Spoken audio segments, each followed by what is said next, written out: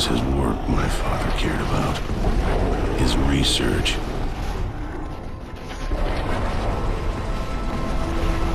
He tried to save his work. I tried to save him. Welcome to Hell and High Water. Population death. Get used to seeing this cutscene, get used to shooting these barrels, and get used to hating that gunker, because this is fucking awful. This is one of the hardest parts of the game because it's completely out of your hands. When you land, try and get in cover. Whichever cover works, use it. If you die... Oh god, this is just fucking awful. He will insta-kill you nearly every time. Even when you're in cover where I am, he'll insta-kill you. It doesn't seem to matter. If you get hit by that gunker, it's game over. This is complete luck. You need to pray that your team are going to persuade him to come their way and do enough damage so that he doesn't focus on you. You also need the dredgers not to come too close to you.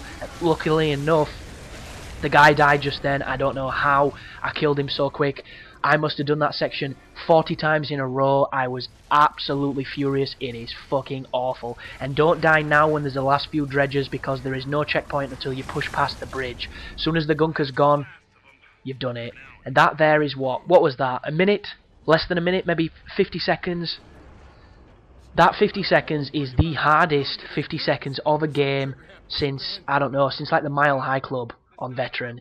It is awful. But I'm praying with fingers crossed that you don't have any problems there and you're thinking, what the fuck is this guy smoking? I didn't even die once. Because if you have that, I'm happy for you. I didn't. And I had to do this 3 fucking times. 3 times I had to go through this level. God, I hated it. But, hello there, Sera from 17 once again, introducing you to Chapter 6 in my Gears of War 3 Insane Difficulty video walkthrough. And this is hanging by a thread. And this is a difficult level. So as soon as I've just trimmed a cutscene out, as soon as you spawn, if you come over to the left, you can start picking out the locust. There are a locust sniper up there, there's a locust to my right on the turret that I've killed, and do you see those explosive barrels? You need to shoot them instead of shooting him. If you shoot the barrels, it will blow up the turret. There we go. And you'll also notice I'm using a Boltok. I didn't have a Boltok on the video before. The reason for it is I had to restart the chapter because I didn't capture it, and I lost my weapons, which is a pain in the ass. And I'm going to actually talk about that after this.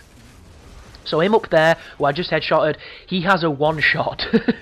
And if you hear a beep, you're probably going to see your torso turned into mincemeat, because that motherfucker kills you so quick, it ain't even funny. But if you can cheese him like I've just done, using this bit as cover, you should do it. And if you can kill these guys on this corner fast enough, the spawn of 2 drones behind you will not fuck you up.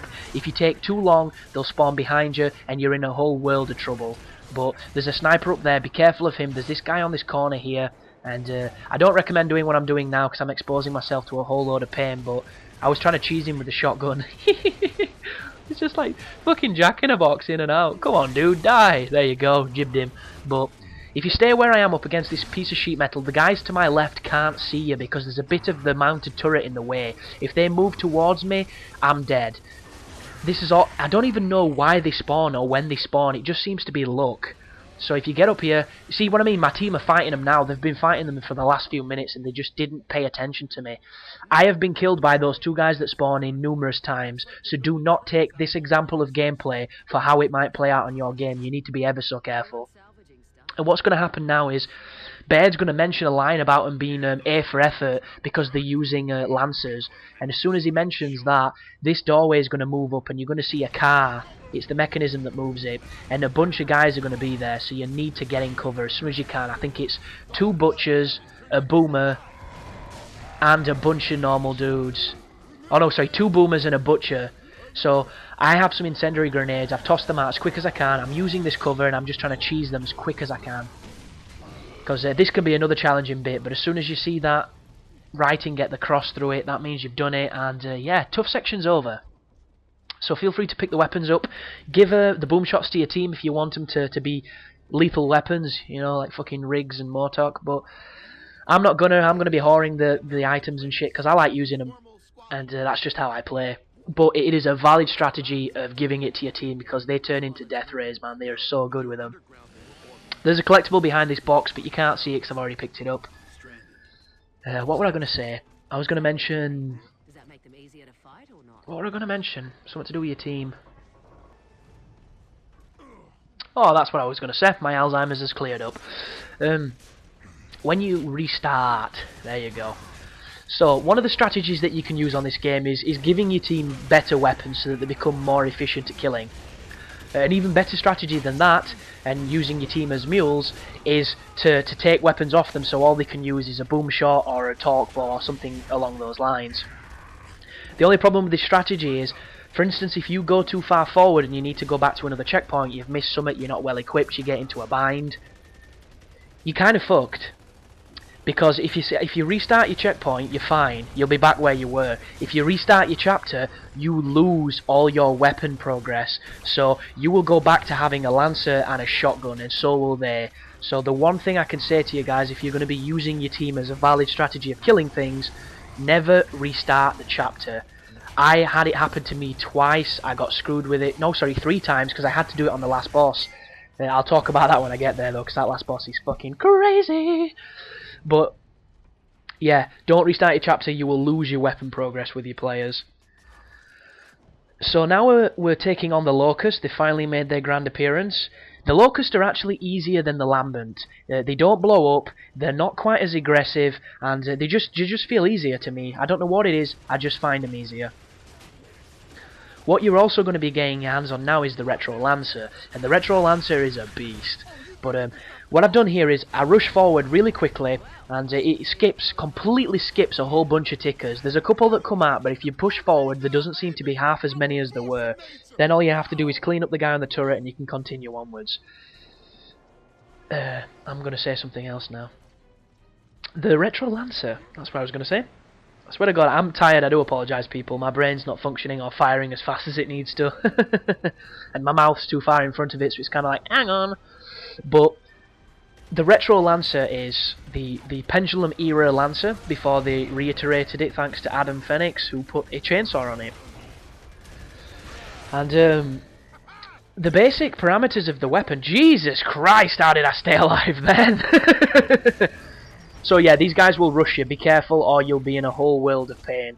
Because there's one thing that fucking sucks on this game that sounds cool, looks cool and makes insane a nightmare.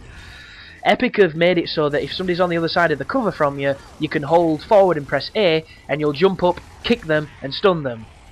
The AI loves doing it to you. They love doing it, and if they do it, you're dead. There's nothing you can do. It's the new two-piece. It is so cruel, it is so annoying, and the AI fucking loves it. So, if anybody gets on the other side of cover from you, if there's nobody behind them, do it to them. If there's somebody with them, run. Run and pray. That's all you can do. You're probably going to die. They'll probably shoot you as you're running away. There's no what you can do. It fucking sucks. But the Pendulum era Lancer, or the Retro Lancer, sorry, is a very powerful gun. It's the most powerful assault rifle on the game. It only holds 210 rounds, and it does have a suspiciously slow reload. What it does do, though, is it has stopping power and a stagger to it. So, if anything's at medium to close range, when you shoot them, you will knock 10 bells of shit out of them. It's like Mike Tyson met them in an alley, and they called him a stuttering douchebag. It just rapes. It's really useful. The only problem is, its reticle blooms like a motherfucker, because it's really inaccurate. And that's what you pay for the price of the power in how inaccurate it is. But if you very lightly press the trigger, don't press it fully, you can get single shot on it. And if you can get good at getting a little rhythm of feathering the trigger, you can use it as a very effective assault rifle. If they're at close to medium range, you can hold the trigger and it'll work wonders. But any distance after that, you have to feather, or you're just going to be, pissing in the wind. And it's just started raining in the conservatory, so if you hear anything funny on the mic, it's the rain. It generally sounds a lot louder than it actually is. All depends on whether or not it's bad. This commentary may never get heard. I hope not. But it's definitely a good sidearm to have instead of a shotgun, and oh my goodness, that is an incendiary grenade. If anything gets on you from an incendiary grenade, you are dead. There is nothing you can do. I just got so lucky, my god.